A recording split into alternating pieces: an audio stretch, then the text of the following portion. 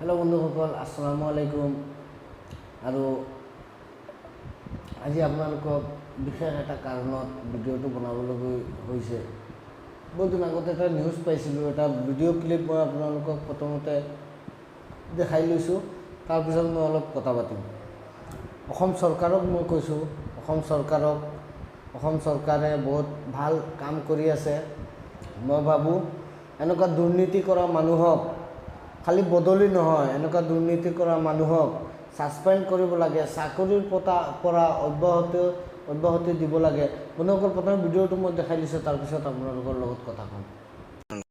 দবকাত অস্থায়ী স্বাস্থ্য সেৱা কৰ্মচাৰীৰ বিননি মই কিবা এটা কৰি কাম কৰি আছো এতিয়া মোৰ অৱস্থা কি হ'ব মোৰ ফেমিলিৰ অৱস্থা কি হ'ব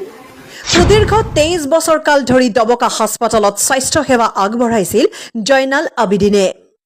মই কি অন্যায় কৰিলো কি অপৰাধ কৰিলো সব মানুহে জানে মই ইমান দিন কাম কৰিছো দীৰ্ঘদিন স্বাস্থ্য সেৱা আগবঢ়োৱা জয়নাল আবিদিনে কিয় কান্দিবলগীয়া হৈছে জয়নাল আবিদিনৰ কান্দোন শুনিলে আপোনাৰো হয়তো দুখ লাগিব হয় সুদীৰ্ঘ 23 বছৰ কাল দবকাত 30খন বিছনাযুক্ত হাস্পতালত অস্থায়ী স্বাস্থ্য কৰ্মী হিচাপে সেৱা আগবঢ়াইছিল জয়নাল আবিদিনে 2002 চনৰ পৰা দবকা 30খন বিছনাযুক্ত চিকিৎসালয়ত স্বাস্থ্য সেৱা আগবঢ়োৱা জয়নাল আবিদিনে এতিয়া কান্দিবলগীয়া হৈছে কাৰণ হঠাৎ জয়নাল আবিদিনৰ নাম কটা গ'ল হাস্পতালৰ অস্থায়ী কৰ্মচাৰীৰ তালিকাৰ পৰা নাম কৰ্তনৰ খবৰ পোৱা মাত্ৰকে মূৰত হৰক ভাগি পৰিছে জয়নাল আবিদিনৰ লগতে তেওঁৰ পৰিয়ালৰ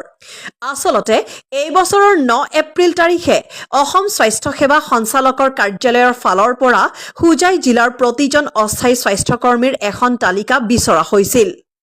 30 নৱেম্বৰ 2023 তাৰিখলৈকে কাম কৰা প্ৰতিজন অস্থায়ী কৰ্মচাৰীৰ তালিকা বিচাৰিছিল অসম স্বাস্থ্য সেৱা সঞ্চালকৰ কাৰ্যালয়ে কিন্তু বৰ আচৰিতভাৱে এই তালিকাত নাম সন্নিবিষ্ট নহল জয়নাল আবিদিনৰ খবৰটো পোৱা মাত্ৰকে কান্দোনত ভাগি পৰে জ্যেষ্ঠ কৰ্মচাৰীজন জয়নাল আবিদিনে এতিয়া মুখ্যমন্ত্ৰী আৰু স্বাস্থ্য মন্ত্ৰীৰ পৰা ন্যায় বিচাৰিছে উল্লেখযোগ্য যে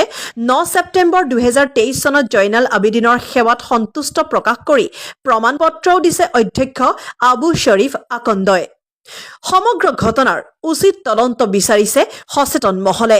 কিয়নো সমগ্ৰ ঘটনাৰ আঁৰত ডাঙৰ ৰহস্য সোমাই থকা সন্দেহ কৰা হৈছে বন্ধুসকল ভিডিঅ'টো আপোনালোকক দেখুৱাৰ কাৰণটো হৈছে মানে